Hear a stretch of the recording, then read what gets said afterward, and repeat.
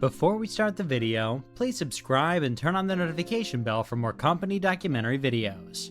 In my video analytics, I noticed the majority of you guys watching are not subscribed. If you enjoy my content and the hard work I put into my videos, I need you to support me by subscribing to the channel. If you want to go even further with your support, please like, comment, and share the video to help us through the YouTube algorithm. But at a bare minimum, please subscribe. Okay, I'm done begging for now, I promise. Your support means so much and is so appreciated. Thanks again. Despite KFC being around for over 70 years and having over 24,000 locations worldwide, it's not as popular as it once was. If you drive by a KFC today, you may wonder if it's even open.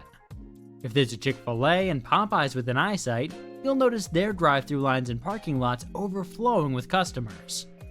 Once upon a time, you could count on KFC to have fairly decent chicken. And if you weren't in a southern city, it was likely the best fried chicken in town. Unfortunately, the last time you ate at KFC, you were probably disappointed with your experience. So what happened? Why isn't KFC good anymore? Interestingly enough, KFC's decline started the moment Colonel Sanders sold the chain to investors back in the 1960s. Overall, it comes down to food quality, service issues, and the company's inability to understand what its customers want. Before we explore the disastrous condition of KFC, I think it's important we at least discuss their history. Kentucky Fried Chicken was founded by Harlan Sanders in Corbin, Kentucky. During the 1930s, an image that would become known throughout the world began to develop. First, Sanders was named an honorary Kentucky colonel by the state's governor. Second, he developed a unique, quick method of spicing and pressure frying chicken. Due to his regional popularity, the Harlan Sanders Cordon Cafe received an endorsement by Duncan Hines' Adventure in Good Eating in 1939. The Sanders Cordon Cafe generally served travelers, so when the route planned in 1955 for Interstate 75 bypass would disrupt Colonel Sanders' restaurant, Sanders sold his properties and traveled the US to market his chicken concept to restaurant owners. Independent restaurant owners would pay 4 cents on each chicken sold as a franchise fee, later increased to 5 cents, in exchange for Sanders' secret blend of herbs and spices, his recipe and method, and the right to advertise using his name and likeness. In July 1986, KFC was sold to PepsiCo for a book value of $850 million. At the time, PepsiCo had interest in soft drinks and snacks, and also on the restaurant chains Pizza Hut and Taco Bell. It was anticipated that PepsiCo would bring their merchandising expertise to the company. PepsiCo's acquisition was seen by some analysts as a means for the company to increase its soft drink sales. PepsiCo chairman D. Wayne Calloway denied that soft drink preference was a factor in the KFC takeover. KFC management had previously given franchisees the freedom to sell any soft drinks they wanted, but PepsiCo stated that it hoped it could convince them to stock Pepsi products. Before the takeover, only 1,000 of the 6,500 KFC outlets sold Pepsi Cola, and PepsiCo switched 1,800 company-owned stores to their own soft drinks with immediate effect. The purchase of KFC by PepsiCo led to some fast food competitors switching from Pepsi to Coca-Cola. One of the first to switch was Wendy's, whose chairman Robert Barney stated, "PepsiCo's interests are now in conflict with Wendy's, and we will not support a company that's trying to make our customers its customers." Burger King, which had switched from Coca-Cola to PepsiCo in 1983, returned to Coca-Cola in 1990, citing the growth of PepsiCo chains as a large factor in the switch. By 1998, the majority of KFC franchisees had agreed to stock PepsiCo soft drink products. In August 1997, PepsiCo spun off its poorly performing restaurants division as a public company valued at $4.5 billion US. Although KFC had been doing well, Pizza Hut and Taco Bell had been underperforming. One PepsiCo executive admitted restaurants weren't our shtick. The new company, named Tricon Global Restaurants, had 30,000 outlets and annual sales of $10 billion at the time, making it second only to McDonald's in global sales.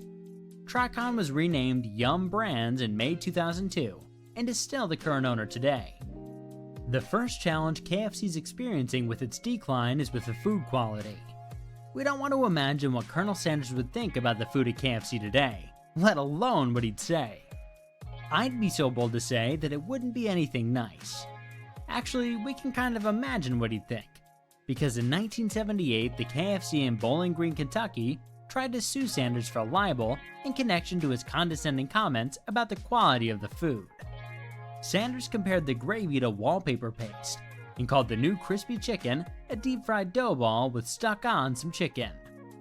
However, the court threw the case out, saying that Sanders was talking in general about the decline of the food at all KFCs and not just the one in Bowling Green. Despite being labeled original recipe, some companies that have owned KFC have gone to great lengths to keep the recipe secret, even by buying spices from different vendors. Customers have criticized the flavor of 11 herbs and spices that had evolved into nothing but an overwhelming amount of salt. People have also complained the gravy was bitter and the biscuits were practically dough balls. Others have also said the food's gone downhill. All you have to do is take a look at Reddit or Quora, and you'll find everyone asking what happened to KFC and why the chicken's gotten so bad. Some people think that part of the problem is that KFC changed from lard to trans fat-free oil in 2007. However, the company claimed the new soybean-based oil would keep the chicken flavor the same. Spoiler alert, it didn't. Next is service issues. KFC is ranked 783 out of 1,009 companies for customer service quality.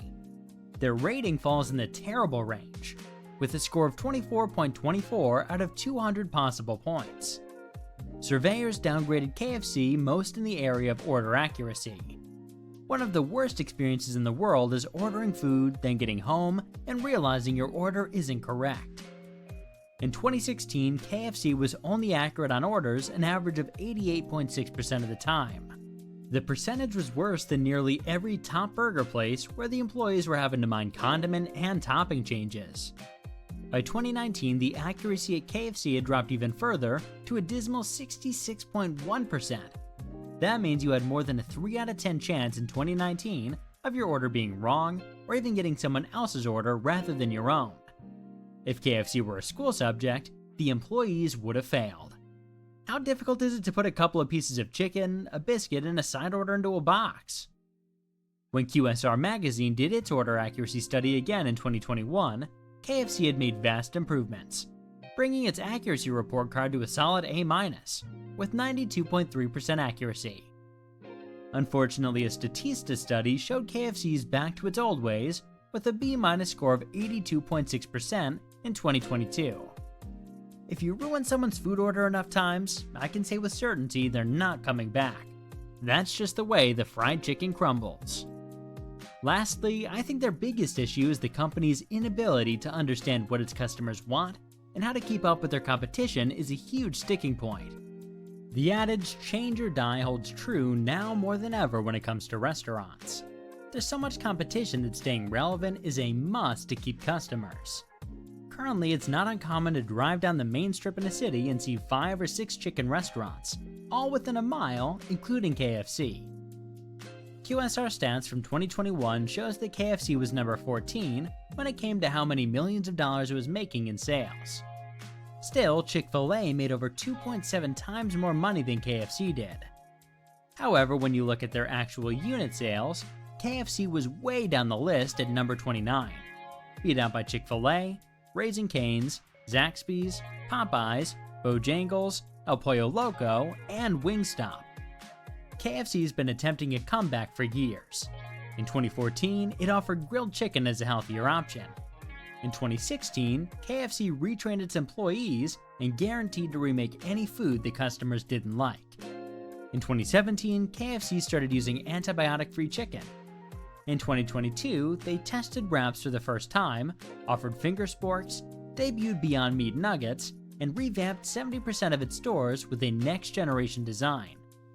None of these plans have worked because KFC hasn't gotten to the heart of what customers are looking for in a chicken restaurant: good chicken, a clean restaurant, and reliable, friendly service. Honestly, at this point, I think KFC is a lost cause. To me, they're only hanging on due to the sheer number of stores they have. They've saturated the market enough with their brand to have some type of market share. They have 24,000 stores worldwide, but only made $2.83 billion in 2022. That breaks down to $117,916 per store, which is pretty dismal for a brand of this size. To me, that says people don't really like their food like that. I feel like you either like KFC or you don't. I don't foresee them making a new product that will make people interested in them again. The last time I had their food, it was absolutely disgusting. All of it was cold, old, greasy, and had a bunch of skin, which made me throw it all away. I haven't been back since. What I will say is the KFC, the corporation, is pretty well insulated, because most of the restaurants are franchises. So if one of them closes, the franchise owner takes the majority of the financial loss. KFC is literally sitting back collecting their royalty fee from these independent owners. So if you ask me, the KFC corporation isn't going anywhere anytime soon. However, the independent owners are definitely on the chopping block. Anyway, do you like KFC? Do you like their food? Please let us know in the comments below. I'd love to hear what you have to say. Thanks for watching. Please don't forget to subscribe to the channel for more company documentary videos. And be sure to like and share the video as well. Thanks again, and I'll see you in the next video. Bye guys.